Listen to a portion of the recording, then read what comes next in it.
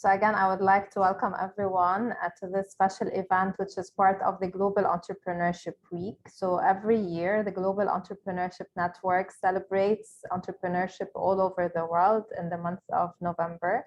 And we as Riyada for Social Innovation, as Shabab Lab, and as Unleash Ambassadors Group, we are all about raising awareness about entrepreneurship and spreading the word on how entrepreneurship can really help serve the world, humanity, and really make the world a better place. So this is why we find ourselves naturally involved in these activities about raising awareness and setting the right tone of entrepreneurship, because unfortunately for so many years, entrepreneurship was solely correlated with wealth making, wealth generation.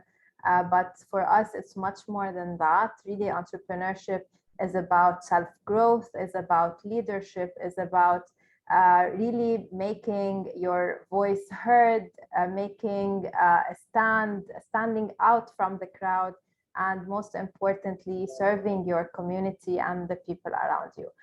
So this is why we have partnered up as Unleash MENA Ambassadors Group, and I'm going to talk a little bit more about Unleash, and as the social enterprise Riyada for Social Innovation and the e-learning platform in the Arab world, which is specialized in social innovation education, Shabab Lab, to really bring this event today as part of the Global Entrepreneurship Week. So I will stop sharing my screen and really introduce to you a little bit about this event and the rationale behind it. So as you all know, entrepreneurship is a growing trend. As COVID struck the entire globe, we find that a lot of economies were hit hard. And with this economic shrinkage, a lot of focus on entrepreneurship is growing nowadays, because a lot of economic experts, researchers, and policymakers believe that entrepreneurship is a great solution for unemployment, for economic development, and for really country growth. And we do share, of course, this belief and this opinion on things. However, we also believe that entrepreneurship has more to offer. And as you can see behind me, I have a few of the Sustainable Development Goals. And really Unleash, which is a worldwide network of like-minded people who support innovation for the Sustainable Development Goals, believe in the same thing. I fell upon Unleash back in 2018 when I heard about it. I had a few friends who attended the first SDG Innovation Lab in Denmark, and where 1,000 people, change makers from all over the world, have convened to really make change. And this couldn't but stop me and say, wow, I would like to be part of this network. So I applied for the 2019 Unleash Innovation Lab, which took place in Shenzhen in China. I got accepted and I joined another 1,000 people, where we worked for almost a week on different innovation solutions related to the different Sustainable Development Goals. I worked on SDG number 9, but I also have another SDG which is very dear to my heart, which is quality education. And today we're really talking about quality education and how can we, through entrepreneurship education, training programs, even extracurricular activities, how can we add to the quality of education? How can we enhance the education that the youth are getting in the world? And how can we make sure that this education will contribute to their life journey, to making them better versions of themselves, to making them more responsible citizens, more successful citizens, and better professionals in the near future when they start pursuing their career path. So today is really like a space where we talk with different education entrepreneurs, where we talk with academics, and we talk with student entrepreneurs who have really started their entrepreneurial journey, to understand better what does it mean to start an entrepreneurial journey or training or education at the student level, and why should we care? Why do we want to encourage students to start this exposure early on? Isn't it too early? Isn't it maybe putting their academic grades at risk? Like, these are valid questions that we need to ask. And it's really best to hear this from the people who are directly involved with these kinds of initiatives, activities, startups, and programs. This is why we put this together. I'm really proud again to have a great partnership between different organizations. Today I'm wearing several hats. I am the founder of Riyada for Social Innovation. I am the co-founder of Shabab Lab, and I turn to be one of the MENA ambassadors for Unleash. It's also a very dear affiliation to my heart, and I'm very proud of it. And at the same time, I'm an assistant professor of entrepreneurship at the American University of Beirut. So these are like 4 different hats I'm wearing today.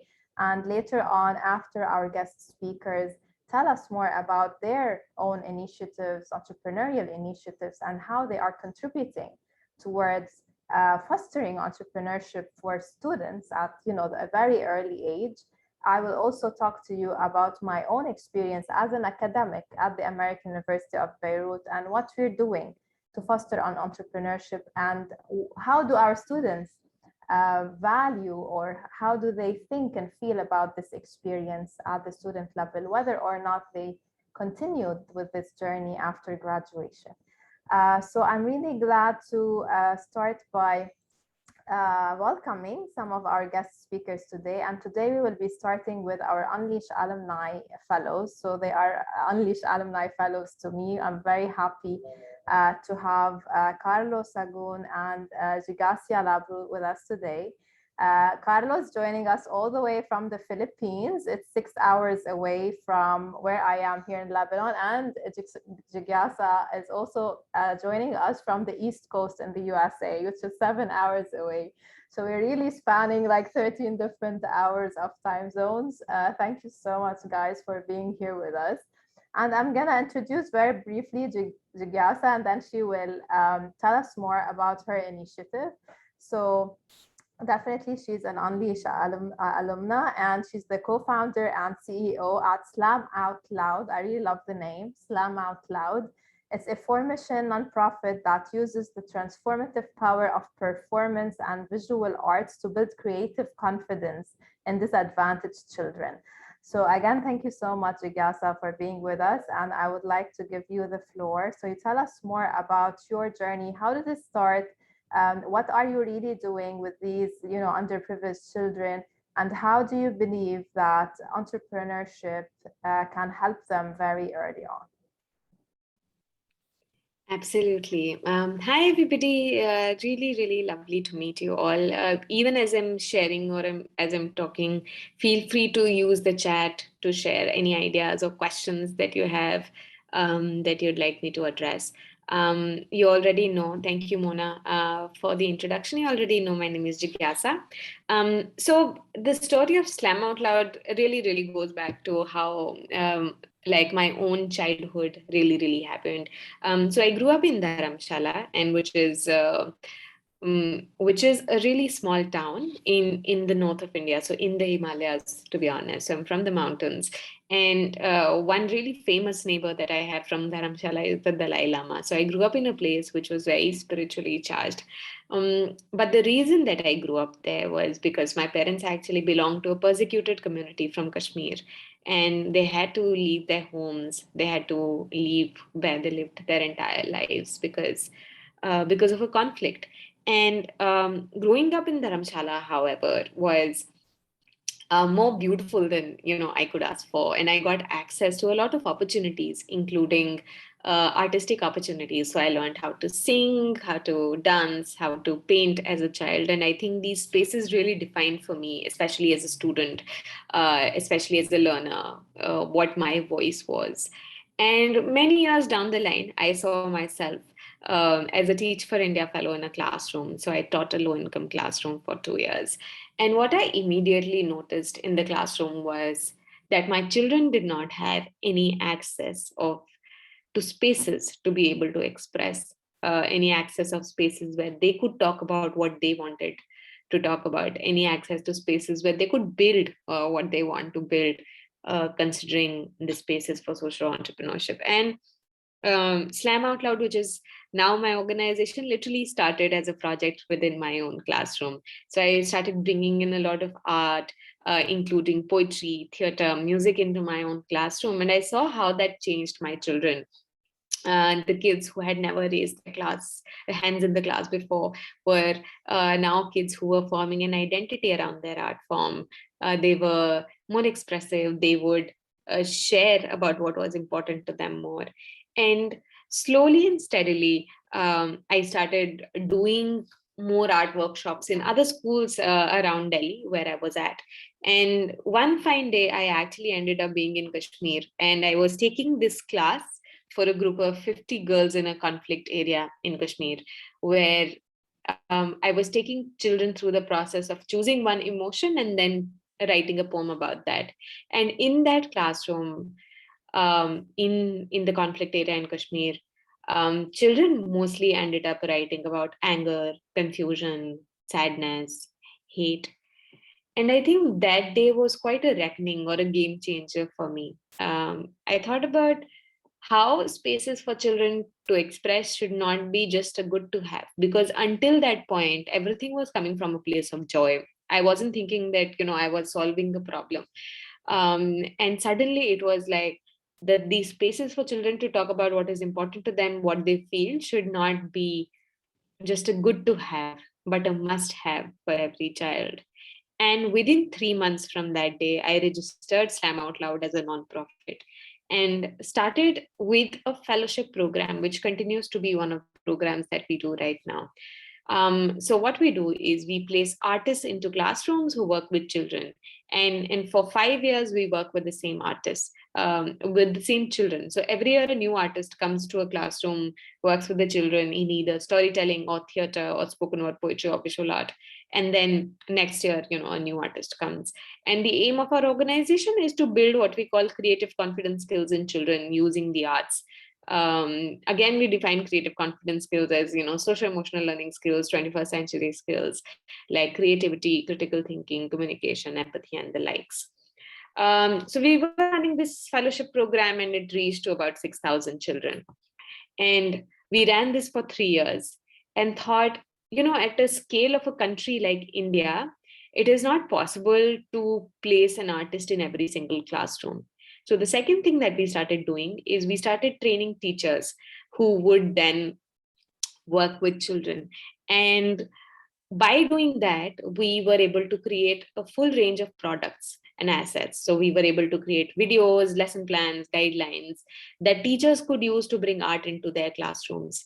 And that suddenly allowed us to expand from about 6,000 kids to 50,000 kids that we were then reaching, because now more teachers started working with children. And it had just been like 1 year to that program, and then COVID happened. And we reached out to our children and we asked them, what do you need? And the children told us that they were not missing academics. And that was not surprising. The children were really missing spaces to engage. They were missing their friends. In that situation, what we also found out was that our children did have access to low tech platforms like WhatsApp for at least like an hour in a day. And what we started with was we started sending one art based activity per day on WhatsApp to them. And what that resulted in was, in the very first month, we had 120 other organizations, not individuals, but organizations that reached out to us and said, we want to use your resources. And everything that we were creating was anyway open source. So we gave them our resources, and then suddenly this third program allowed us to expand to about 100,000 children in the first month. And within the next few months, we had government agencies approach us. They said, we want to use your resources, we like your content. So they started using it. And then we also had organizations from 18 other countries apart from India that said, we want to use your resources and content and spread them in our children. And so even without like our organization really scaling, we were able to scale our idea. We were able to scale our vision for all children, which is safe spaces for creative expression. And in the last 18 months, we've been able to now reach out about 5 million children especially through our online program. So our in-person programs are with about 50,000 children, online with about 5 billion. We're very, very clear that reach is not equal to impact. So we're still trying to figure out in our online programs, like, what does prolonged engagement mean? What does it mean for children to actually be growing in creative confidence? But that's really where we are as an organization. At this point of time, I'm also pursuing a master's program. And one of the reasons I'm doing that is because schools in India are closed, they're shut down, so I can anyway do my work remotely. So I'm doing a master's program along with working with our children. I'm at the Harvard School of Education right now, and really learning what it takes to build strong education program. So that's really all from me for now. Yeah, excited to hear about like you and any questions that you might have. Awesome. So maybe we'll have one question. I know that you're tight on time. So basically, what, in your opinion, is really the importance of starting any entrepreneurial journey? I mean, yours is apparently super successful, and as you mentioned, you started it from, from the classroom. So that's really a great example. But even if this wasn't successful, like, what's the importance of starting any entrepreneurial initiative at the student level? Yeah, I think this journey has taught me more than any other experience has ever had. Like whether it is studying here, my master's program, or whether it is my undergrad, or whether it was being on a job. I think the steepest learning curve that I've had in my life has been while I was trying to be an entrepreneur. I think the second thing that it has really taught me is a sense of clarity on like what is a problem that I want to solve in my life, and what makes meaning for me. And I think that's been a game changer for me as a person. Do you believe, Jigyasa, that being able to enter into Harvard School was partially because of your, social educational enterprise? Absolutely. Yeah. Awesome. So how do you reflect on that? For example, did you write about it in your application? Did you talk about it in your interviews? What do you advise all the students attending today? Yeah, I think my advice would be, more than organizations also, it's important to choose like a problem that we feel really passionate about and a problem that we want to solve. Now for me, like it's very clear that I'm studying here, but I don't want to stay back in the US. I want to go back to India and like keep working on my nonprofit. And that's what I wrote in my application, that I started a nonprofit, it's had X impact, and I want to keep doing that work. Help me build the tools to do this work better. And and that sense of like clarity always helps. But before the sense of clarity on organization emerges, I think the sense of clarity on what is the problem you want to solve needs to emerge. And I think thinking about that deeply and engaging in experiences that could allow you to get to that really helps. And maybe one last question for you. How do you know that the problem that you are passionate about, is the right problem to be solved? Great question. The answer is we don't know. And that's just a chance we take, honestly. It's I could, for example, like politics has a higher leverage, right, than teaching children in classrooms. I could become a politician and change more things. But I also need to prioritize where my skills are at. I also need to prioritize what I want to do and what I am personally passionate about. So it is not an objective decision that this has the highest leverage and this is the most impactful and that's where we'll go. It is really deeply connected to what do I want to do as a person as well. Great question and answer. Thank you so much, Jigyasa, for being with us today. And thank you, Mona. And it was really a pleasure to get to know you. I hope we meet in person someday soon, maybe in the next Unleash SDG Innovation Lab, which is going to take place in India, I heard. Yeah, it is. It is. And for any of you who wants to know about more about Slam Out Loud work, you can check us out on social media or our website. Yeah. Of course. Now also we're gonna share your link. Thank you so much for being Thank with us. you. It was really a Bye, pleasure, very everybody. inspiring story. Thank you so much. Thank And you. now, thank you. We will be moving to Carlo again, all the way in the Philippines. And what I really love about Carlo is that he's also all about social entrepreneurship. And he is the executive director of Bayan Academy's Knowledge Management Group. He's a founding member and a board director of the Society for the Advancement of Professional Social Entrepreneurship, or SAPSE. It's really great to get to know, Carlo, that you're leading a lot of great work when it comes to social entrepreneurship and its integration into education academia in the Philippines. And I can't wait to hear more from you about this. All right, so will it be okay if I share a couple of slides for Yes, of course. the benefit of the participants? Sure, definitely.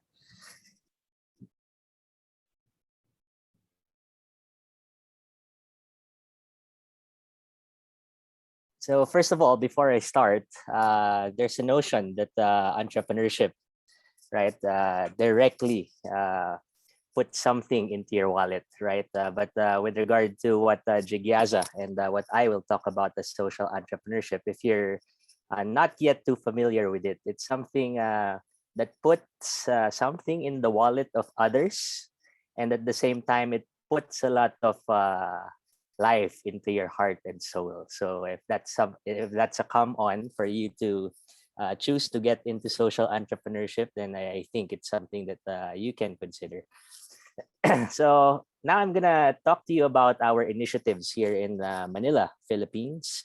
And I'm part of Bayan Academy, as Mona said. And Bayan Academy is an NGO that's based in Manila, Philippines. And basically, we're an organization that envisions to democratize a couple of E's: entrepreneurship, employment, and education.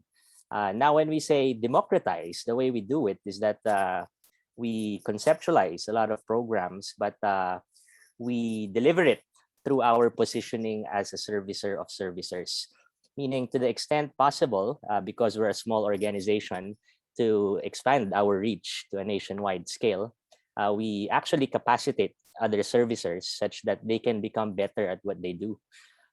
Basically, we're dealing with a lot of government agencies here in the country.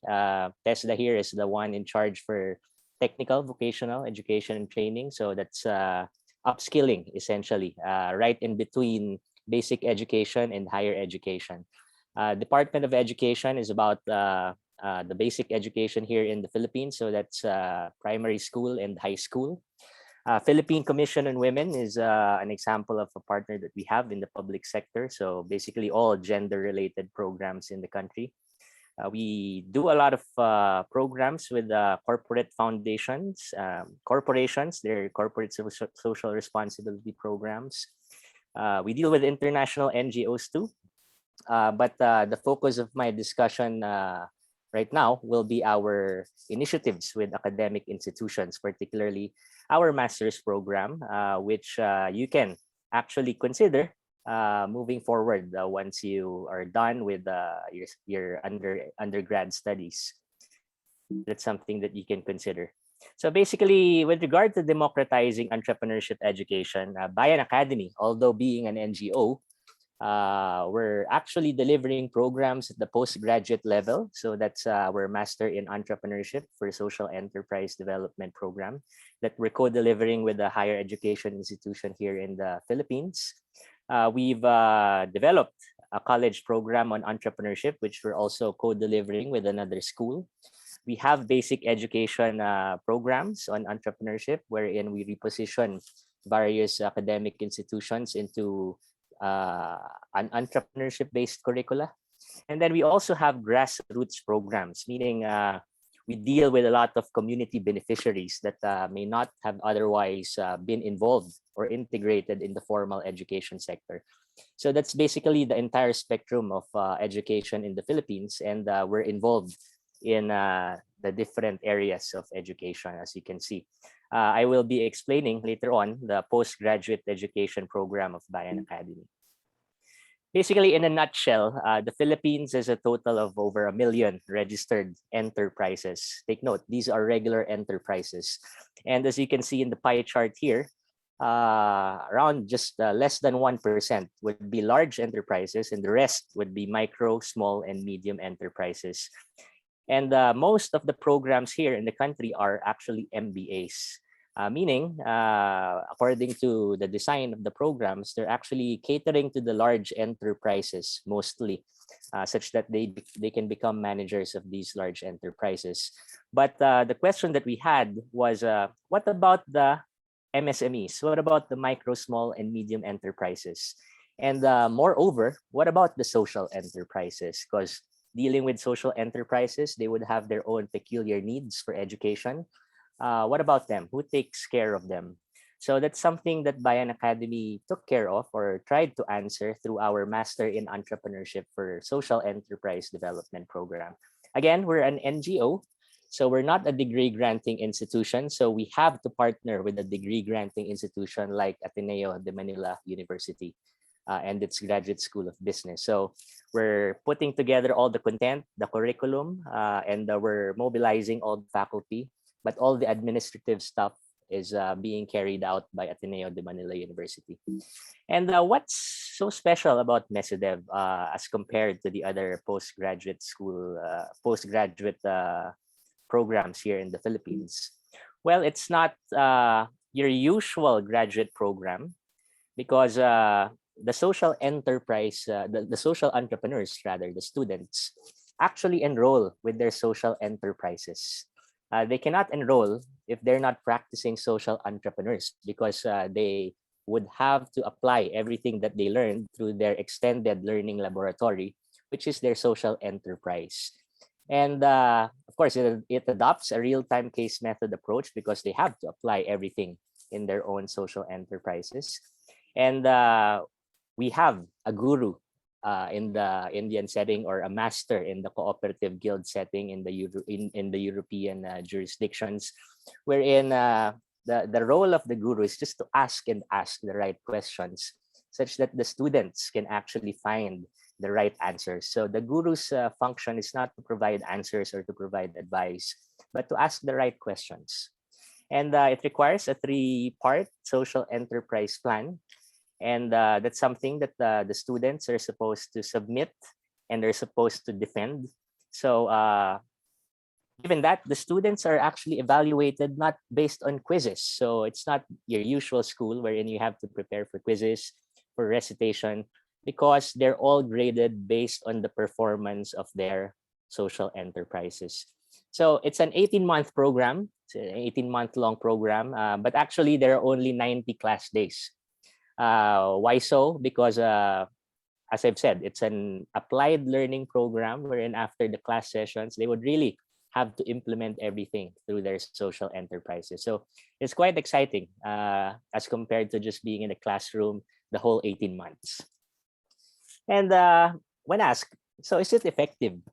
So these are just some caselets, I would say, of students who have gone through the MESIDEV program. So data were compared from before they entered the program to a year after they've graduated from the program. So I'm going to cite 3 examples of social enterprises. So Coffee for Peace is a coffee producing or coffee processing social enterprise that actually deals with conflict affected areas in the country.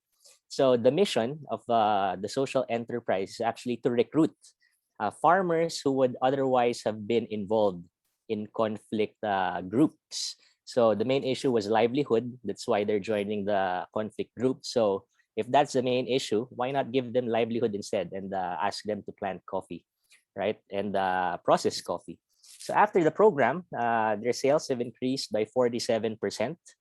Their cost of goods decreased from 68% to just 19%. And because of all that increased bottom lines, the increased profit, they were able to expand operations in much more conflict-affected areas. The second one is Bilia Sakoro Farm. It's another farming social enterprise. So after the program, you can see their sales increased by 232%. Their net income grew by 581%, and they were also able to expand their farmer beneficiary base in the Philippines. This one's quite interesting, Caritas Segunda Mana. It's a social enterprise that actually mobilizes donations from parishes here in the country. So Caritas Manila is actually the development arm of one of the Catholic organizations in the country. So with those donations, they actually sell it.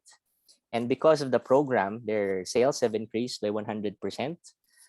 Net income grew as well, and their number of scholars and enterprise beneficiaries also increased exponentially. If you can see the number of MSME beneficiaries, it increased 1,000-fold.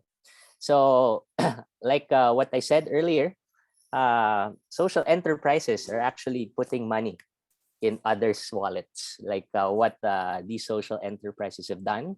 And as regards the social entrepreneurs, it actually put more life in their hearts and souls by doing so, right?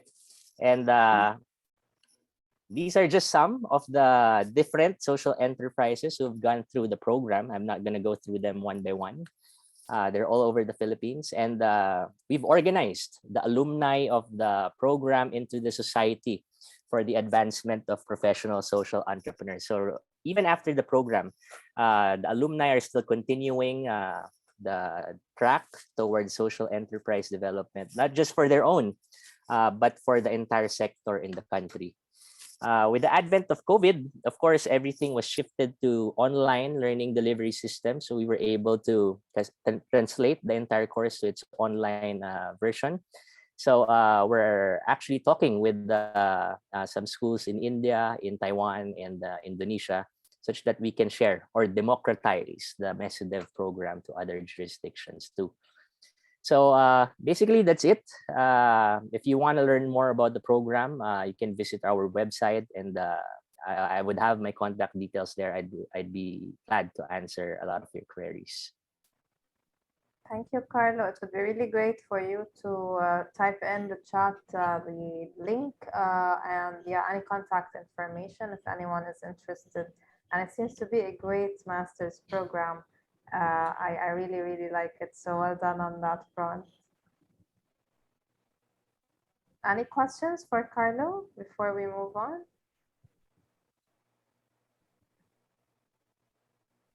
Thank you so much for your time. And I look forward to do some collaborations with you, because now we are looking at cross-country collaborations to improve impact and to like bring more interesting projects, you know, because when there's diversity, there's always magic going on. So we really look forward to maybe talking some more about how we can co-organize certain events, programs, etc., whether in Lebanon or the Middle East region more generally. Yeah, sure. I'd be glad to continue the conversation. Oh, by the way, next week, Bayan Academy will be holding our Philippine Social Enterprise Summit. So I'll be posting on the chat box the link to it. So if you would like to learn more about social entrepreneurship, basically and specifically here in the Philippines, you can attend. It's free. Sure, if you can just send me like send on the chat now any links, that would be really helpful and supportive of this. Thank you so much, Carlo, for being with us.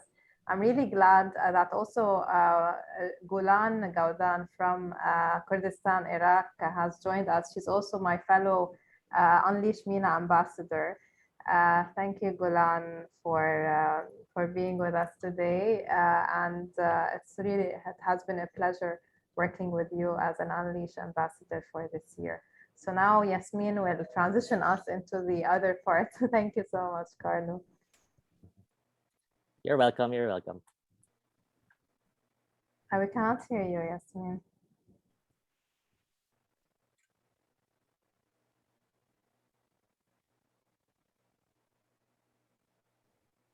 I think there's a problem with the audio.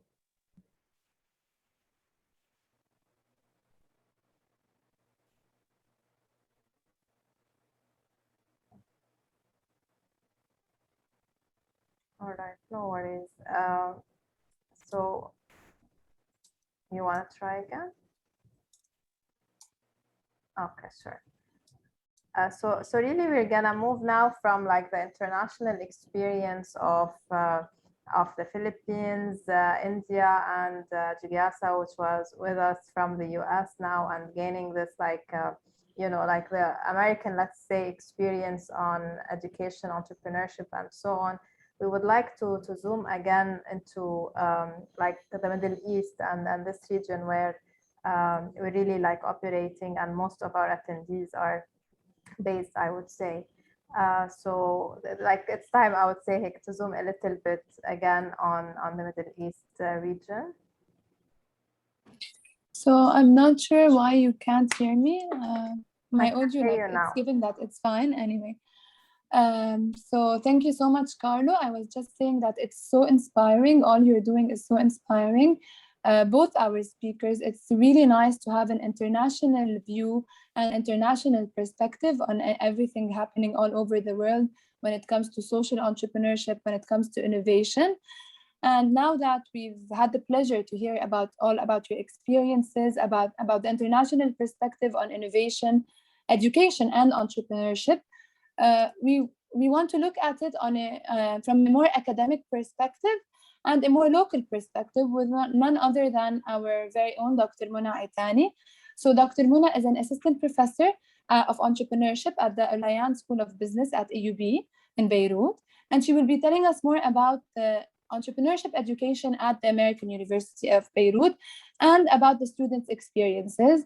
I believe that after our first two speakers and with the insights we will be getting from what she's about to share with us, we will have a more collective view that will help us a lot when it comes to framing our thoughts on entrepreneurship and education. So over to you, Mona. I'm sorry for the audio glitch. No, thank you so much. I mean, technical issues happen all the time, and we're used to that. So I'm gonna talk now more like I need to wear my AUB hat. I am in my AUB office, so I think that's fine. So basically, I want to talk to you more about our experience at the American University of Beirut. I really want to mention that entrepreneurship is currently being given a lot of emphasis at AUB. If you're not familiar, AUB is the second top ranked university in the Middle East region. So we are definitely very consistently ranked as the top university in Lebanon, but also we ranked consistently as second, and one of the recent years we're even ranked first in the entire Middle East region, although we're talking about very competitive universities who have a lot of research funds, such as universities in Saudi Arabia, Gulf, etc. But we're very proud of our stance and of our student body and alumni who constantly outperform, the other students, I would say, in the region. This is one of definitely the criteria upon which the universities are ranked. Like, where do their alumni go? Where do they get employed? What do they do? And we're really proud that a lot of our alumni at one point in time, they become entrepreneurs and they start their own businesses. But for us also as the academic body, as faculty, we realized that we have more to do inside the university in order to foster entrepreneurship at the student level. And this is why in the past 5 to 6 years, a lot of activity has been done on different levels. So I'm gonna tell you a little bit more about the entrepreneurship landscape at AUB. So at the Faculty of Engineering, for example, we have a strategic initiative called the Entrepreneurship Initiative. It is a strategic initiative which is funded by the Maroon Sam'an Endowment, which the faculty got a few years back. And the whole aim is to first integrate entrepreneurship and engineering education. Second, to encourage more students to become entrepreneurs. And third, to fund these student startups. And I believe some of the attendees today have actually benefited from these programs, which we carried out as Entrepreneurship Initiative. I had the pleasure to be the coordinator of this initiative for the past 3 years before I moved to the business school as an assistant professor of entrepreneurship. In addition to the Faculty of Engineering, where of course a lot of innovation takes place, a lot of new product development, etc. We have the Faculty of Business at the School of Business, which also hosts another center for entrepreneurship. It's called the Darwaza Center for Innovation Management and Entrepreneurship. It is funded by the generous Darwaza family. And basically, it works not just with student entrepreneurs, it also works with, it has a Darwaza Accelerate program, which works mostly on the senior student and the master's student level. And they also have their programs to help scale up. So as you know, entrepreneurship is a journey. And at the very beginning, you start as a very small business, and later on in the journey, if everything goes well and if your company is growing, you get to a phase where you're called a scale up. So this is where the Darwaza Center also specializes, working with Arab companies that are at this phase, the scale up phase. And this is something that differentiates it from other entrepreneurship support structures or ecosystems in Lebanon and in the Arab world. To add to that, we have another 2 centers for innovation at the university. We have the Center for Research and Innovation, which is under the Office of Grants and Contracts. They have a co-working space and an incubator, which is located in the Faculty of Engineering building. And basically, it accepts AUB startups, AUB affiliated startups that are initiated by AUB students, faculty, staff, or alumni. So this is not just for students, it's for the broader AUB community, where they can benefit from the space and from in-kind services such as legal consulting, accounting consulting, etc. And in addition to workshops and competitions that they host.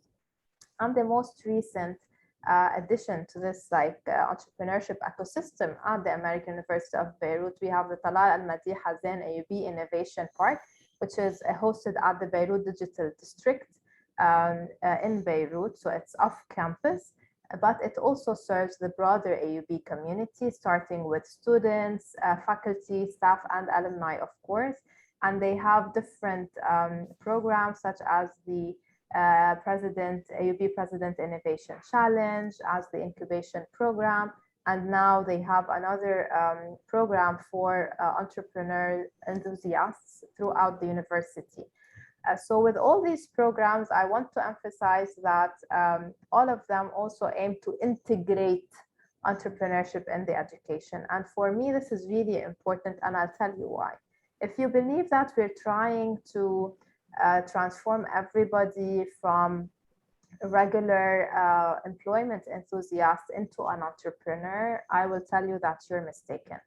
The aim of entrepreneurship education is not only to create entrepreneurs. Definitely, this is one of the targets and one of the objectives. However, to be realistic and to stick with the research results, we realize very well that not all students will become entrepreneurs, and not all of them would like to become entrepreneurs. Not all of them are suited to become entrepreneurs, and not all want to be entrepreneurs. So this is why for us, it's not just about becoming entrepreneurs and setting their own businesses and being their own bosses and creating job opportunities. It's really about the entire package that comes with this entrepreneurship journey, again, regardless if it will lead to an actual startup. So to tell you, some of my students who were with me in these entrepreneurship programs, which by the way, are very hands-on. So I really liked what Carlos said about their master's program. And there is now a great tendency to really recreate all entrepreneurship courses, programs, anything related to academia, to become very hands-on, because we have realized with time that the theoretical entrepreneurship courses don't really work. And this is why nowadays a lot of entrepreneurship courses are revamped. They are given in a much more practice-oriented, hands-on way, so that the students can really experience what an entrepreneur goes through in real life. So again, what does this experience bring? Other than having a glimpse of entrepreneurship and knowing whether you as a student would like to become an entrepreneur or not in the future, this will give you a lot of skills at the student level that will differentiate you from other students. So this will, as Jigyasa said, will differentiate you in order to get to a better university if you're still at the high school level, to get to a better master's school if you're at the undergraduate level. It will open up opportunities otherwise that are not open. For example, if you want to apply to any fellowship programs, and there are a lot of these. I know in Lebanon, the US Embassy has a lot of fellowship programs. In many other countries, there are different kinds of fellowship programs, UNIS and Youth. There are European fellowships and so on and so forth. Unleash could be considered as a fellowship program. And these fellowship programs and opportunities, which sometimes include certain scholarships, not just scholarships in terms of funding your education, but scholarships to fly over another country, to do a certain internship, fellowship, or experience in another country than yours. They all need you to stand out. What's in it for you? Why do you want this? Why should we grant you this opportunity and not someone else? This is where this entrepreneurship experience really gives advantage to the student. Like, I've been working on this. I am passionate about this problem, and I try to build a solution with my team, even if it failed. And many times, yes, we are aware that it will fail. This is a good story to tell, a great experience to share, and most importantly, something that you need to reflect upon. Again, entrepreneurship is full of failure, and this is part of what I teach as an entrepreneurship professor. I tell my students that failure is part of the journey. In the lean startup methodology, failure is an integral component that should be taken into consideration, and that is positive, is healthy to live and to acknowledge. So it's not just about succeeding as entrepreneurs, it's really about experiencing the entrepreneurial journey, working on projects that you're passionate about, and spreading this knowledge and this experience. This will enrich your resume, your profile, and your opportunities. A lot of companies nowadays, even if you would like to be an employee, and that's totally fair, they look for these entrepreneurial graduates. They want this mindset to be present. They want you to be able to innovate in the company, to be able to take it to a different level, to suggest, additions, new products, new ways to do processes in a better way, to solve consumer-related problems, etc., etc. And so this is being valued all over the place with big companies, with multinationals, with NGOs nowadays. They also need a lot of this entrepreneurial mindset, even if you have this drive to join nonprofits later on, or even if you want to create your own nonprofits at a later point, you need to have this entrepreneurial mindset to be able to innovate, to be able to sustain, to be able to create this, long-lasting impact and create value. Because at the end of the day, entrepreneurship is really all about creating value. So this is the experience from the AUB side. Of course, if you have any questions, I would be more than happy to answer. And I'm really glad that also today we have two student entrepreneurs who started their entrepreneurial journey from the school level. So not even undergraduate or university, from the high school level. And Wasim will, from our team, from the Shabab Lab team, will actually ask them a few questions and ask them to share with all of us their journey and how did this entrepreneurship education and experience at the student level help them to enrich not just themselves, but their academic journey and performance overall. So to you, Wasim. Hello, everyone. So I'm going to start with Roy Abirad. Hello, Roy, how are you? Hello, everyone. So I'm Roy, good. yeah, that's great. So Roy, tell us more about the entrepreneurial activities that you took part of. So I was actually a normal kid or teenager that all I do is study, eat, sleep, repeat. But one day I wanted to discover the world of SDG and entrepreneurship. So I joined the iCamp within Jazz Lebanon program that introduced youth to entrepreneurship. And then I moved on to chair Foundation Diane Education L'école citoyen et au développement durable from University of Saint Joseph of Beirut. And also this year, I participated in youth in inclusiveness in agriculture, gender equality in Paris, France and Mexican government of the UN, and just included the UN Food System Summit, independent dialogue on transforming youth to sustainable food. So one day I just wanted to join a normal organization and I was rejected due to my young age. So I created a youth organization for youth like me internationally to advocate for SDGs and share their thoughts and just like share their knowledge also. And now I'm the co-founder and chief exclusive officer of Ryan Green, an e-commerce platform for business owners to go and learn green in easy, fast, and affordable way, connecting them to professional environmentalists. Also, we sell branded green sustainable product on our platform. And also, I'm a member of the $5 project in Miami, Florida, as well as Youth Column and Unity 2013, and many other organizations. And recently, I joined with my business, the MENA Hackathon, Sprout, and National Geographic Learning. And that's it.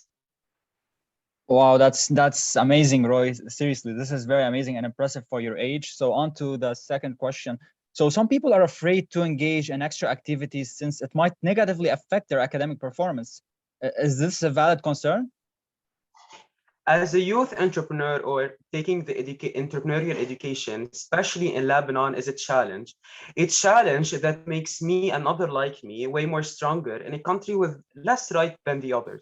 But that's what makes us special. This is where innovation comes, where we as youth, I can think or see a new perspective where I come up with a solution for our problems. The best way to predict future is to create it. This is what Peter Drucker said. Everything in general has pros and cons, but when you focus on the positive side, or even if you couldn't find it, believe me, it does exist. Due to Shabab Lab, I was able to innovate, organize, pitch, enhance my public speaking. And this is what every student, especially Lebanese ones, need. And also learning from my mistake. Everyone among us, especially, and maybe I'm talking to entrepreneurial, everyone having an entrepreneurial mindset helped me as a student, as a friend, as a brother, and as Roy. It allows me to have a high self-esteem characteristic. And because the word entrepreneur isn't just about money or financial, it is also hard work, hard day, maybe unstable mental health. But this is what will make us successful now or even one day. All of us, we need just to take a moment to appreciate what we are now. And this is it. Wow, this is amazing. So on to the last question, Roy. What impact did entrepreneurship education have on your academic performance exactly? So let me say a sentence like, you can change the world. Is a group of words that seems maybe impossible, but in my opinion, changing the world start with a small step of faith in what you will do. Maybe I'm not well known or I didn't reach my target, but at least I was able to help more than 100 youth. I was able to reach and have an ambassador in more than 15 countries. With Ryan Green, even if it didn't maybe launched yet, I have faith that Ryan Green will help business owners. We can help the earth to extend life on it. This may seem hard or easy for others, but the point isn't here. The point is to accept it and move on. Move on stronger with a shield made by our failure. There is a quote that motivates me. If you cannot do great things, do small things, but in a great way. And this is what I suggest to do. Thank you. Oh, thank you so much, Roy. This was really amazing and inspiring.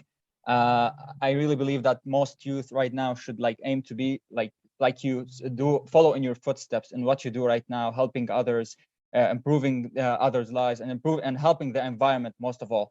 So now on to Emma. Hello, Emma. How are you? Hi, everyone. Thank you so much for having me. I'm super great. That's amazing. So Emma, let us start. Tell us more about the entrepreneurial activities that you took part of. No, I think I don't want to call it entrepreneurship for now because I know that writing entrepreneur on my Instagram bio for now is not the right thing to do. It's much more than that, and I know that. But I would say it's a journey of trying to find your purpose in life. And Roy is being so modest right now and so humble, saying that all he was doing before is eat and sleep, because I know that he has done so many things.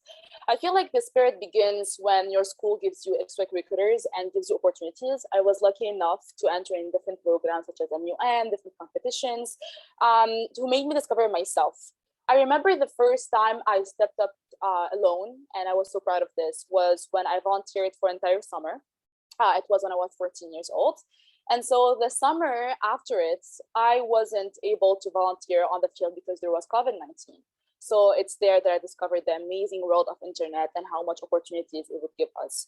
I was a UN online volunteer, but I was also part of different programs. I met amazing people from around the world. And I even remember that at some point, I was so proud of myself because I did a website for my grandparents so they can like sell their stuff. And I was so proud of myself because I was able to do something for them. But then, you know, the big thing happened when the August blast occurred. It was such a tremendous event in my life. And after it, I couldn't but do something about this. So what I've done is co-found locatevictimsbeirut.com. I'm going to leave this in the chat, the link of it in the chat. And so locatevictimsbeirut.com was the only platform that was providing information about those who are missing after the explosion. And so we're the only one trying as much as we can to give these information and help families find their beloved ones.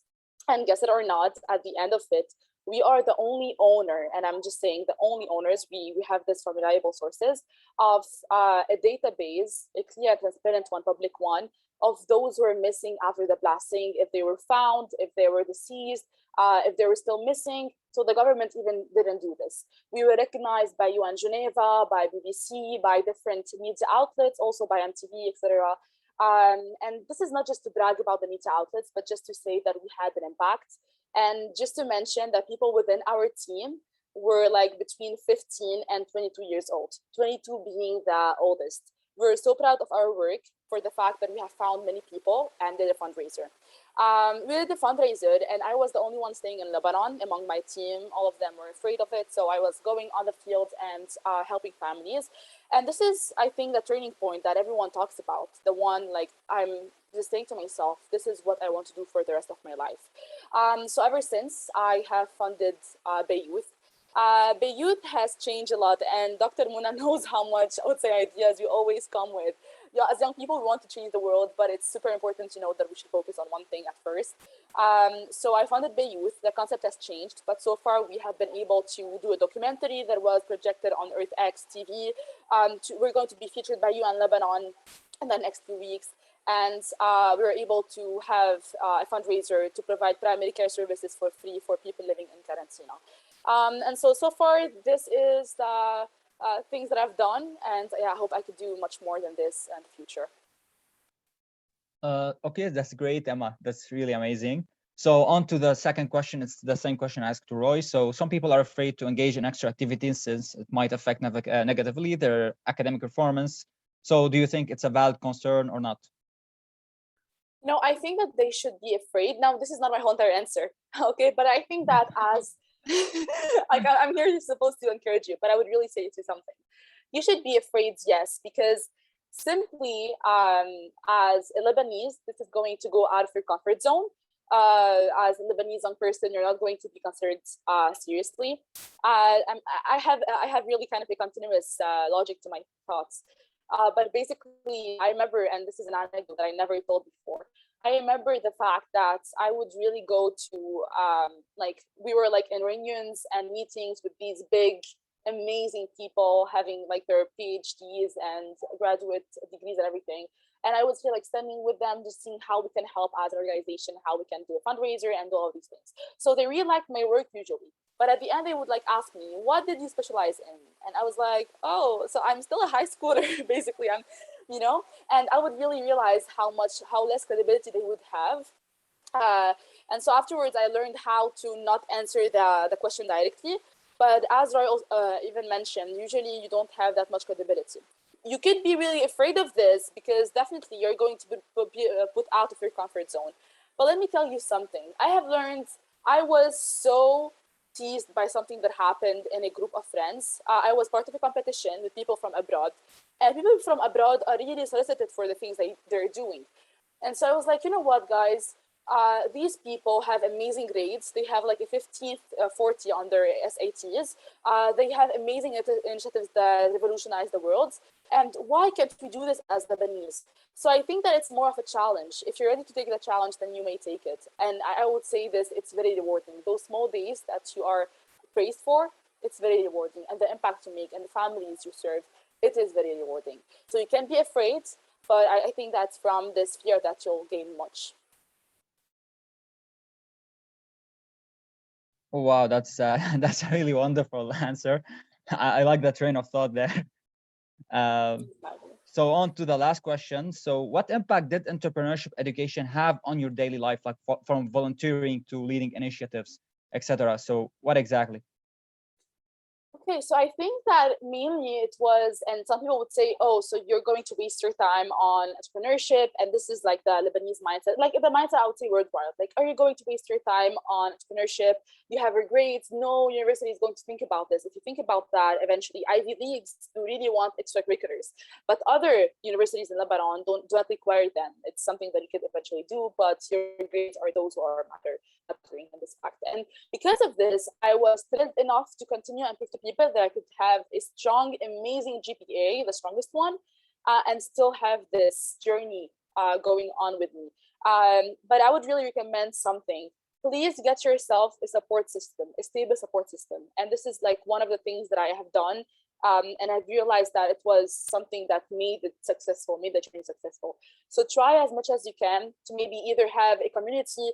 Shabab Lab was one of the main also programs that was a support system for me in going through this, because sometimes you're going to face either failure in your GPA or failures. I'm not saying like failures like just getting below the grade, but just like failures in terms of not something that you want to reach out. So you may face some failures out there and you want to have a strong support system with you. So this is first. And second thing, do remember that people have failed before you. Like, people have struggled with this before. You're not the first person, you're not the last person. So please do it. For me, it has impacted me so much, because every time I would come to home, I would remember the fact that I had a project to lead, that I had 4 hours of meeting after this. So I would really quicken up with my homework, do the best in it, so I can go forward with my things. So I think that maybe my having a purpose in life is the thing that drives me. I think that academics are super important. Do not let anyone tell you otherwise. But I think that you can handle both. And to know it, you have to engage yourself in it. Wow, thank you so much, both of you, Emma and Roy. You are really amazing. The both of you are really amazing. And again, I will say it again, like, most youth should aim right now to be as splendid as you are, and take action right now to not only be social innovators, but also environmental innovators. Thank you so much. Now back to you, Dr. Muna.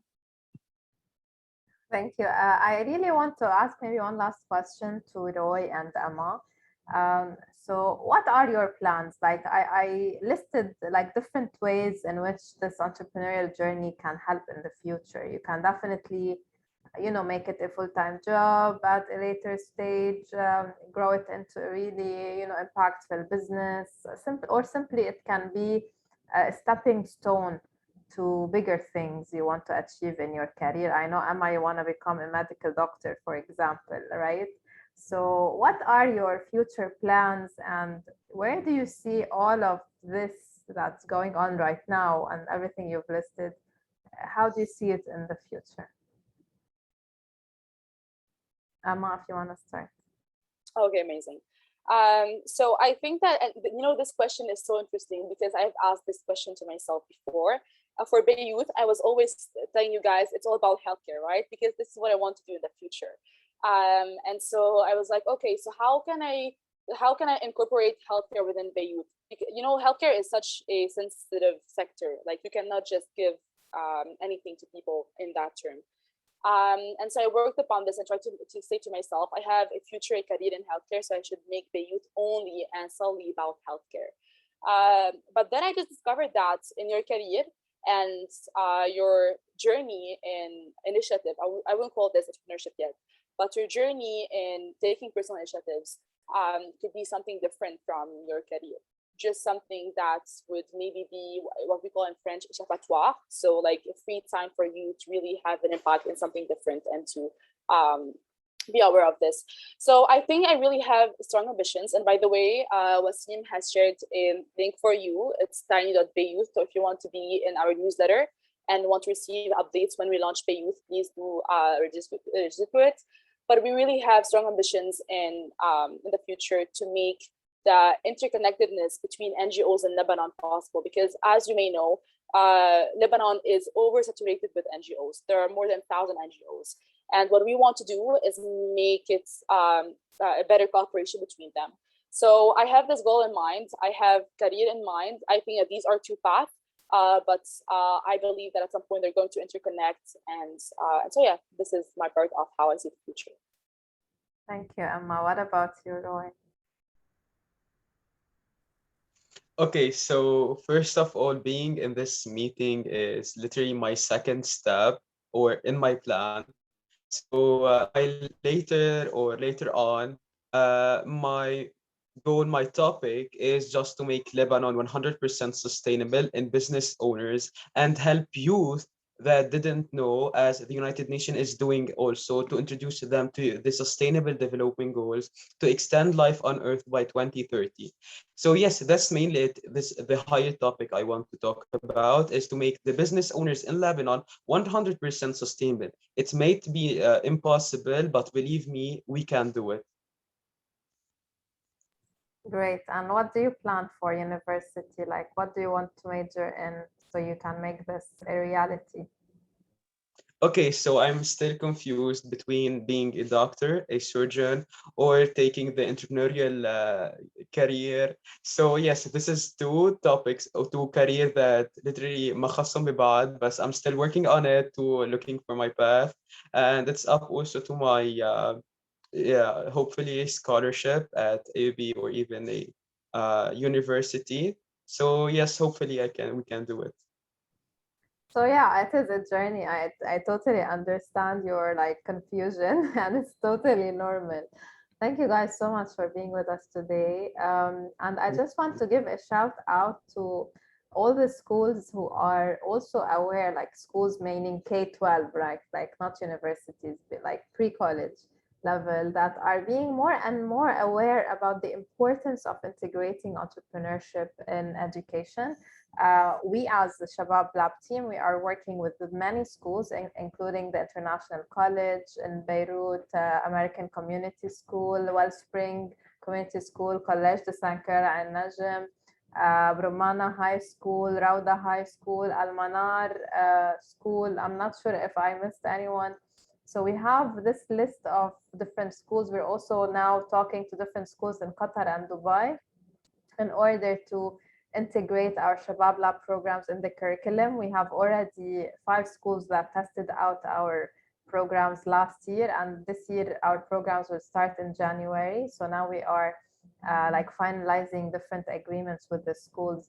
And this for us is a great sign that this is on the radar and on the agenda of schools nowadays. They are aware that there's so much to be given to their students by making them experience this entrepreneurship journey. And for me, it would even be greater if we add technology to it, and it would be the greatest if we add the sustainable development goals. And this is exactly what we do at Shabab Lab and our programs at Riyada for Social Innovation. So again, I really want to salute and like give a shout out to all the schools that are really aware of this and are working to improve the educational system in the entire region.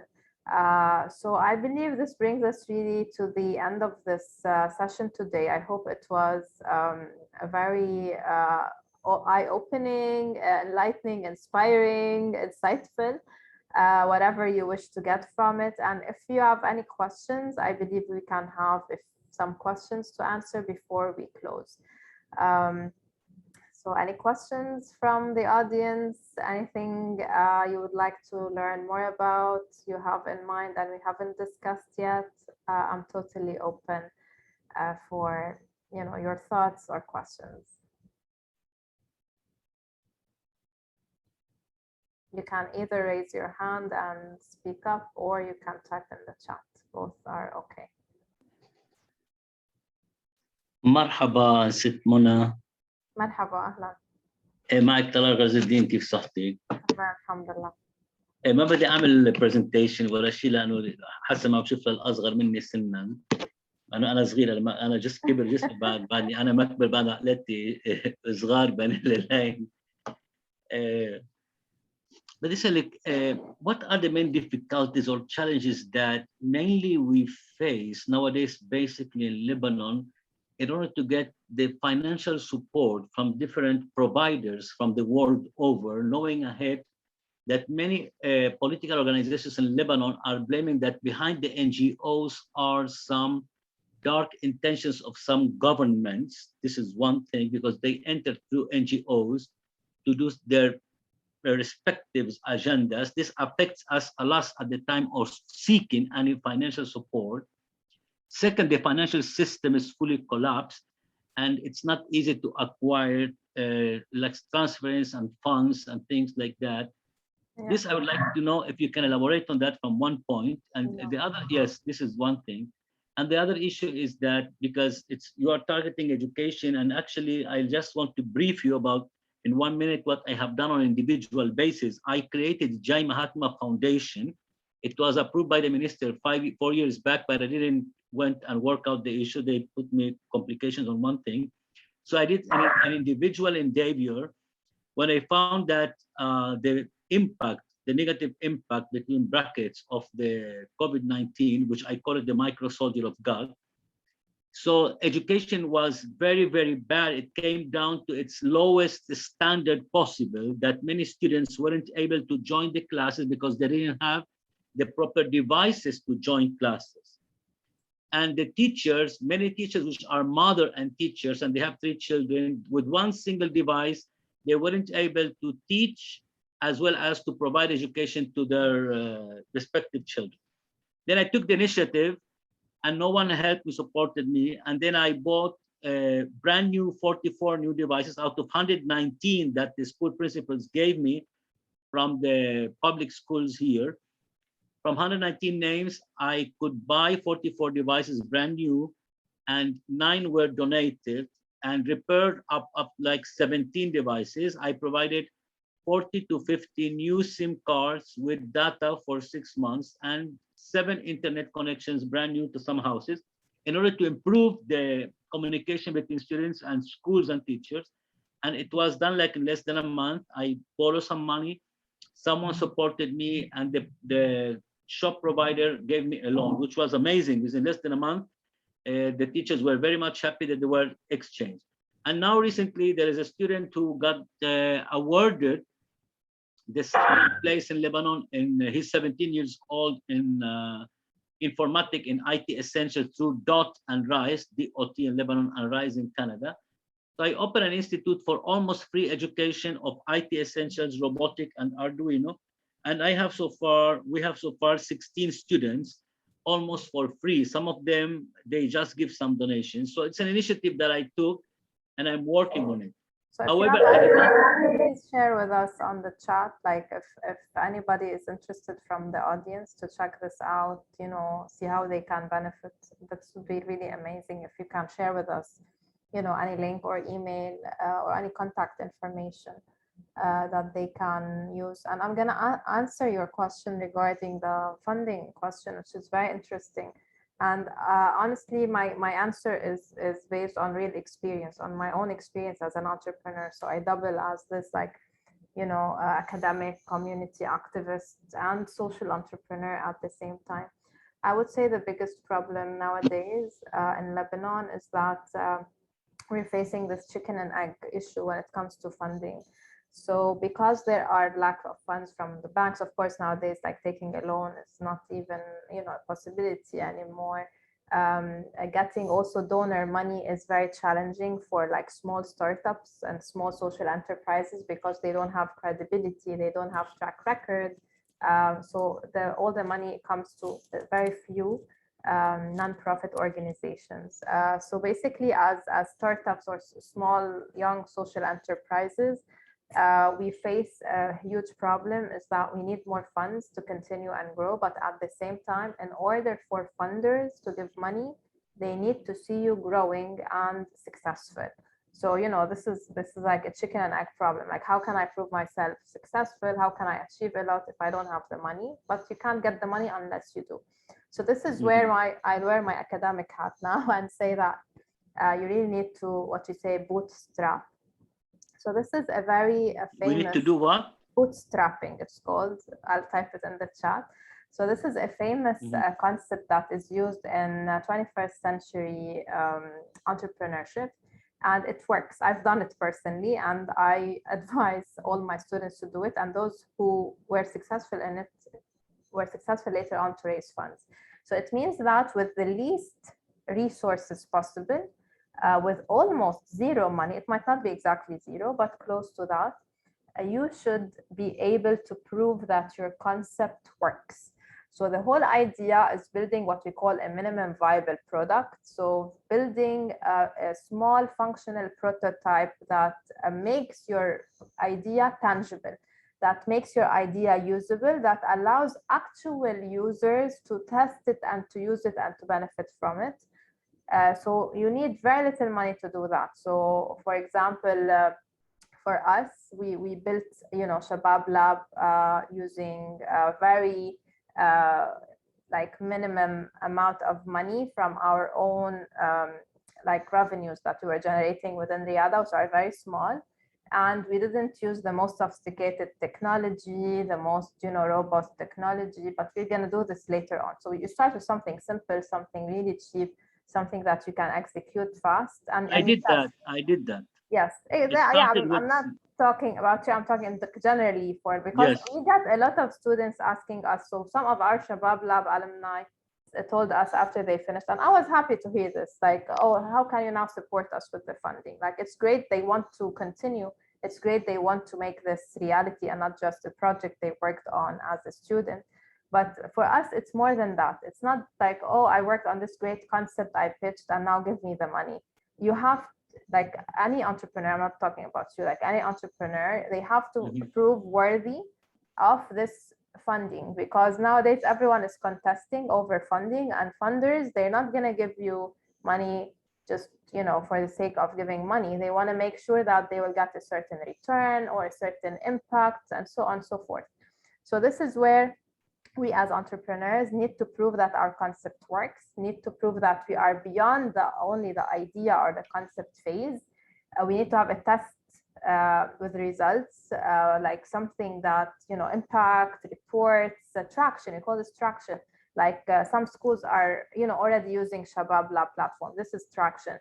We have a few hundred students who finished the program. Our completion rate was almost 90%. This is how their skills improved. This is all like proving that this works, not theoretically, but you know, in reality. And this will encourage investors and funders to really pitch in money at that phase. So this is, yeah, there is a critical period of time when entrepreneurs, yes, they have to operate with almost zero money in order to prove themselves. Only then will funders be interested in funding. And of course, this won't even be a piece of cake at that point. It will come with a lot of due diligence, needs a lot of patience, a lot of paperwork. The entrepreneur or the founder, they really have to have a very clear strategy, growth strategy, marketing strategy, team strategy, how to build a team, what kind of roles and functions are needed, the technology strategy, how are you, if you are a tech-based, and most startups nowadays are tech-based, how are you gonna, you know, grow the technology, what you have to invest in, you have to have a very clear financial forecast. So all of these things are what we really teach to our students in entrepreneurship courses at universities and in the extracurricular programs that we do, so that they are ready and familiar with these requests. So no, like, you know, entrepreneurs should be puzzled or surprised when a potential funder or investor comes and asks for a million different things before they give them the money. I mean, it's completely their right, and every single entrepreneur or, like, you know, aspiring entrepreneur should expect this. So I believe this is the role of education in entrepreneurship, to really make the students ready for this, to know that money won't come easily. It won't just drain some money and you can go and do everything you dream of. No, we are contesting and competing against everybody else, against these limited funds, which are there, they're available, but of course they're limited, and they're going to be very selective. So we as entrepreneurs better be prepared and do all our homework in order to deserve it and to get it at the end of the day. So I hope this answers the question. I'm not sure if we have any other questions. I believe we need to be wrapping up today's session. Thank you so much for all the attendees who are with us today, all the students who are alumni of our previous programs, or like all the like-minded entrepreneurs, all the supporters who joined us in celebration of the Global Entrepreneurship Week. I really hope that this session has added not just to your knowledge, but to your motivation and to your role of encouraging yourself as a young person or people around you to become student entrepreneurs. Because again, even if this doesn't lead to a real startup, this will really help shape you, first of all, and then shape people around you. And third of all, and most importantly, shape the entire community and hopefully help you spread a positive message and help make this world a better place. And this is what we all want to do. Thank you so much, everyone, and have a great night. Thank you.